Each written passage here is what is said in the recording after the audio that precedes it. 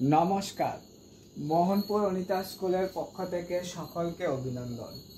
তো আমি আজকে যে ক্লাসটা করব সেটা হলো বিএড 4 সেমিস্টার মার্ক 5 কোর্স 6 এর অর্থাৎ সেকশন বিএড। ঠিক আছে, এই ক্লাসটা আজকে করার চেষ্টা করব। অর্থাৎ 5 মানের প্রশ্ন, 3টা প্রশ্ন আসবে, এর মধ্যে আমি 5টা প্রশ্নকে বেছে নিয়েছি। সেই 5টা প্রশ্নের মধ্যেই 3টা প্রশ্ন আসার কথা। তো ক্লাসটা শুরু করার পূর্বে আমি তোমাদেরকে একটা কথা বলে রাখি যে যদি কাউকে সৎ মনে কিছু দান করা হয় তার বিনিময়ে কখনোই কিছু আশা করা উচিত নয়। তাই প্রত্যেকের উচিত যাকেই যা কিছু দান করবে সৎ মনে দান করবে এবং বিনিময়ে কিছু পাওয়ার আশা করবে না। যাই হোক, আর কথা না বাড়িয়ে আমরা ক্লাসটার দিকে এগিয়ে যাই।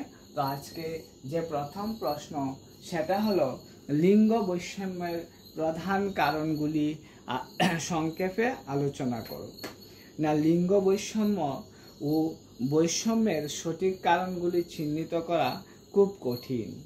এটি বিভিন্ন সামাজিক, সাংস্কৃতিক এবং ঐতিহাসিক কারণের সমন্বয়ে গঠিত হয়ে থাকে। যাই হোক, কয়েকটি সম্ভাব্য কারণ আমি আলোচনা করার চেষ্টা এখানে করব।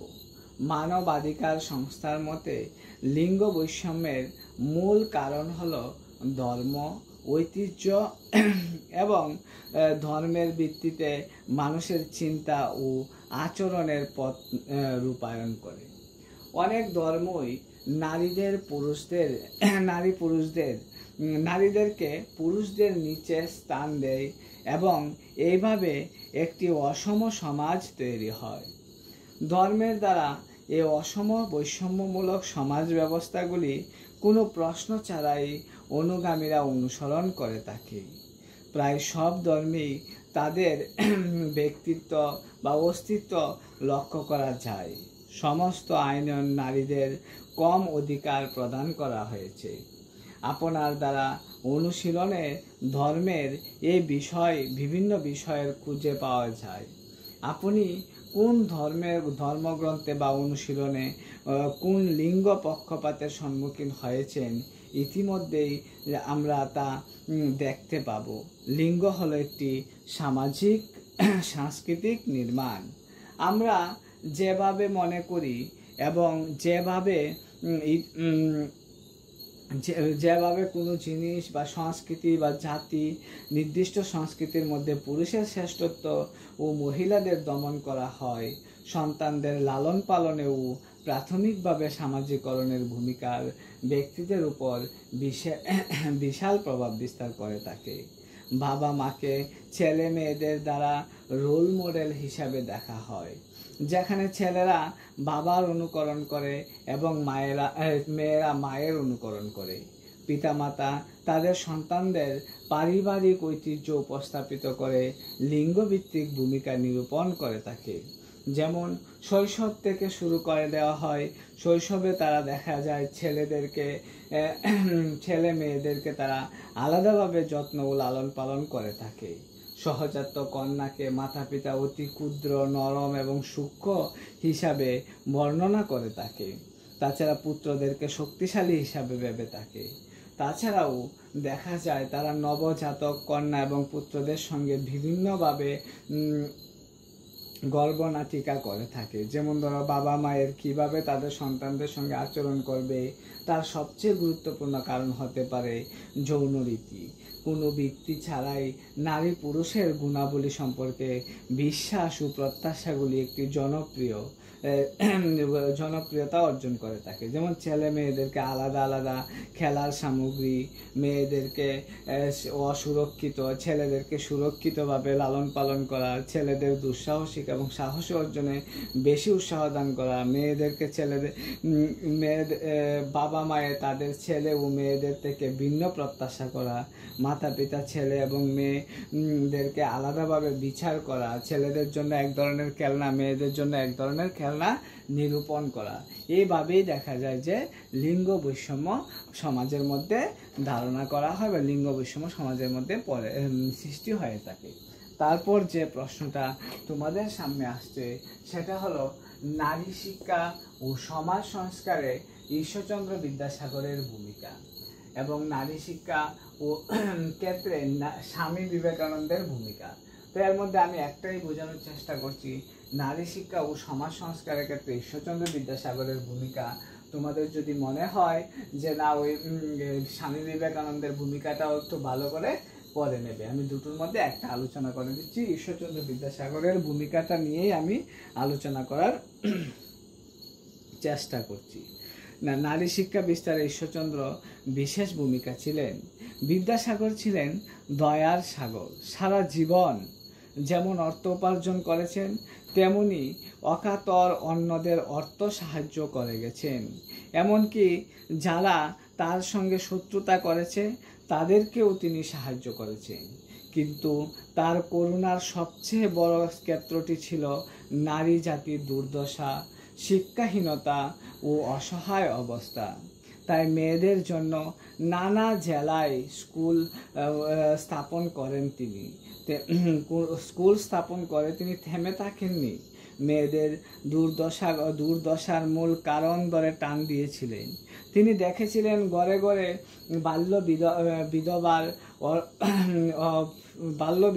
বিধবার অকর্ণীয় অবিচার ও অনাচারের শিকার। তার কারণ বাল্যবিবাহ ও বহুবিবাহ নামক সামাজিক কুপ্রথা। বহু কুলীন ব্রাহ্মণদের পেশা ছিল বিবাহ করা। তারা কারোর এত বেশি সংখ্যক বিবাহ ছিল যে খাতায় তার হিসাব রাখতে হতো। তারা সারা বছর ঘুরে ঘুরে শ্বশুর বাড়ির যাতায়াত ও নানা উপটৌকন আদায় করেই জীবিকা নির্বাহন করত।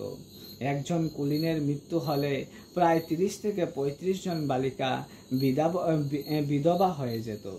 প্রতিকার হিসেবে বিদ্যাসাগর বিধবা মেয়েদের পুনর্বিবাহ সংক্রান্ত সমস্ত শাস্ত্রীয় তত্ত্ব প্রমাণ সংগ্রহ করে প্রবল আন্দোলন সৃষ্টি করেছেন। কুলীনের বহু বিবাহ প্রথা সম্বন্ধে তার প্রতিবাদও ছিল।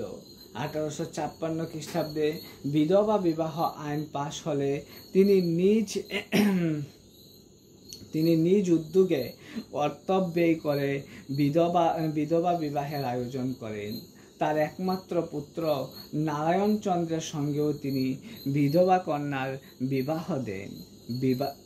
বিধবা বিবাহের নাম করে অনেকে তার সঙ্গে প্রতারণা করে অর্থ নিয়ে গেছেন, তবু তিনি থেমে থাকেননি। বস্তুত লিঙ্গ বৈষম্যের নিকৃষ্টতম উদাহরণ বাঙালি বিধবাদের জীবন। বিদ্যাসাগর তৎকালীন সমাজে এই দুষ্ট ক্ষতকেই দূর করতে চেয়েছিলেন। অপরদিকে মেয়েদের শিক্ষার জন্য স্কুল স্থাপন করার পাশাপাশি তিনি প্রাথমিক শিক্ষার প্রশাসনিক সংস্কারের জন্য যেসব নিয়ম নীতি প্রবর্তন করেছিলেন সেগুলি বিশেষ উল্লেখযোগ্য। যদিও নিয়ম নীতি ছেলে মেয়ে সকলের জন্যই রচিত হয়েছিল, তার মধ্যে রয়েছে বাংলা ভাষাকে প্রাথমিক শিক্ষার মাধ্যম হিসাবে গ্রহণ করা, পাঠ্যসূচি প্রণয়ন করা, তারপর হলো বয়সভিত্তিক মডেল স্কুলের পরিকল্পনা করা, শিক্ষক নিয়োগ, তাছাড়া ছিল পাঠ্যপুস্তক প্রণয়ন, ছিল পরিদর্শক নিয়োগ ও আঞ্চলিক বিভাজন, শিক্ষক শিক্ষণের জন্য নর্মাল স্কুল স্থাপন। তবে এই পরিকল্পনায় সবকিছু শেষ পর্যন্ত তিনি নিজে তত্ত্বাবধানে কার্যকর করতে পারেননি। স্ত্রী শিক্ষার অন্যান্য প্রচেষ্টার মধ্যে বিদ্যালয় স্থাপনের জন্য আগেই বলা হয়েছে। এই কাজে সহযোগী ছিলেন বাংলার চুটলাট যে হলদে সাহেব, তারপর হলো তিনি ছিলেন বিদ্যুৎসাহী এবং স্ত্রী শিক্ষার ব্যাপারে বিশেষ উদ্যোগী।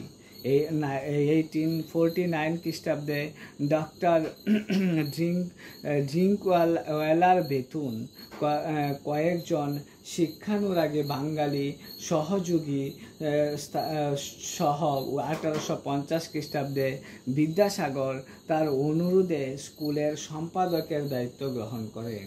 বেতুন স্কুল ও কলেজ আজও মেয়েদের শিক্ষার ক্ষেত্রে এক উজ্জ্বল নাম।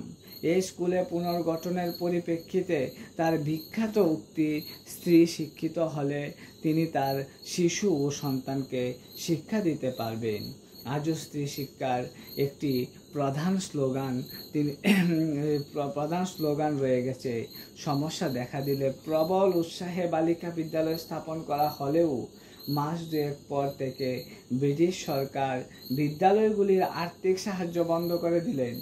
অনেক চেষ্টার এককালীন কিছু অর্থ মজুরি হলেও তা যথেষ্ট ছিল না। অচিরেই শিক্ষকদের বেতন বন্ধ হয়ে গেল। সরকার স্থায়ী ও নিয়মিত অর্থ সাহায্যে অস্বীকৃত হওয়ার পর অধম্য বিদ্যাসাগর নিজের উদ্যোগে এক নারী শিক্ষার ভাণ্ডার গড়ে তোলেন।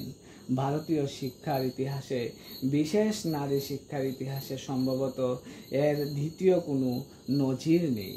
একজন মানুষের নির্লস এবং অবিরাম সংগ্রাম কিভাবে একটা সামাজিক বিপ্লব আনতে পারে, বিদ্যাসাগর তার জ্বলন্ত উদাহরণ ছিলেন। কিন্তু দুঃখের বিষয়, তার মৃত্যুর পর ধীরে ধীরে কর্মকাণ্ড কিছুটা স্তিমিত হয়ে পড়ে, কারণ তার কর্মভার তুলে নেওয়ার মতো যোগ্য কেউ ছিলেন না।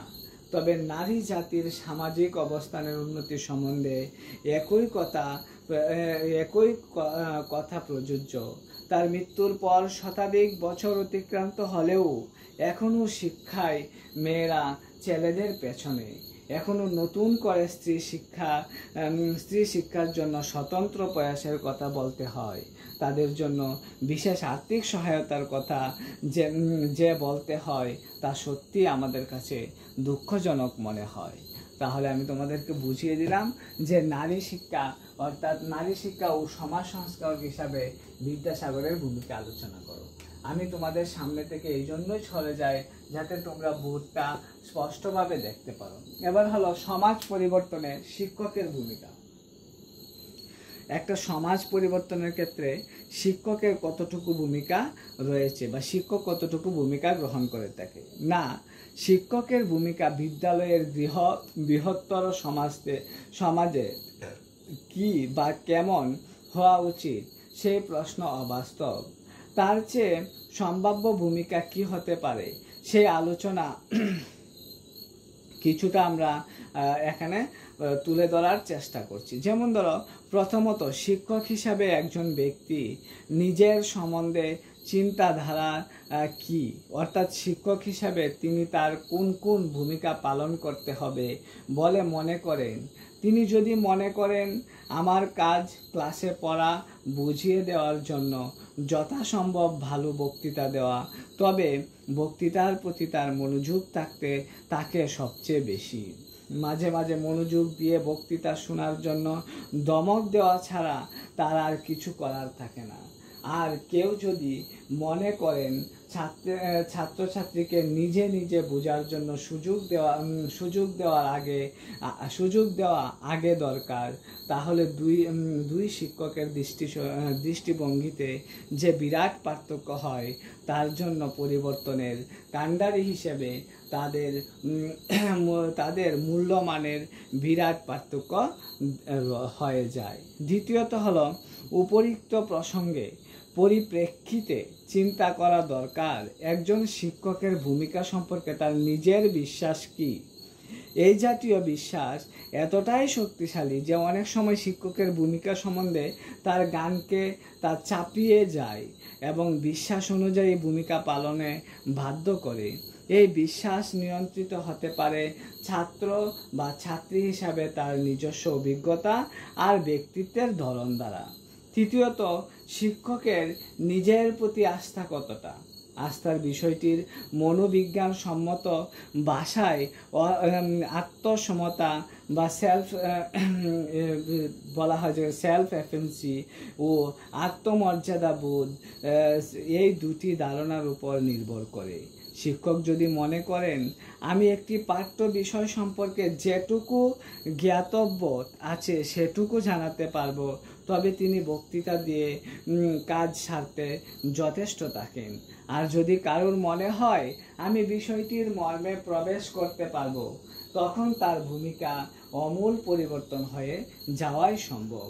তারপর চতুর্থ যে বিষয়টি সেটা হলো শিক্ষকের ভূমিকা একমাত্রিক নয়, তার বহুমাত্রিক ভূমিকার প্রতিটি সম্বন্ধে প্রত্যেকটি সম্বন্ধে সচেতন থেকে তা পালন করতে চাইলে তিনি যথার্থই সমাজ পরিবর্তনের কাণ্ডারি হয়ে উঠতে পারেন। আর একটি মাত্রাকে বেছে নিতে চাইলে তার কখনোই সম্ভব হয় না। কাজেই পরিবর্তনের ঋত্বিক হিসাবে বা পরিবর্তনের কাণ্ডারি হিসেবে শিক্ষক কতটা সক্ষম তার বিচার না করে কথা আশা করা যায় না যে শিক্ষকের নিষ্ক্রিয় প্রভাব শুধুমাত্র নিজের আদর্শ ভূমিকা দিয়ে তিনি পরিবর্তন ঘটাতে সক্ষম।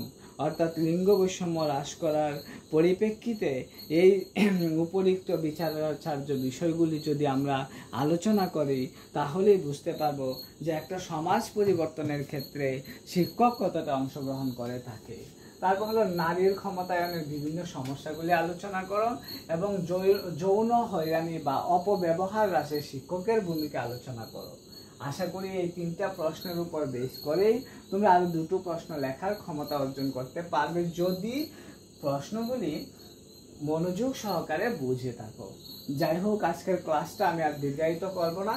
সবাই কেমন আছো তা জানিয়ে অবশ্যই আমাকে কমেন্ট করে লিখবে এবং যদি কোনো জায়গায় ভুল হয় তাহলে অবশ্যই আমাকে কমেন্ট করে জানাবে। নমস্কার, সবাই ভালো থাকবে।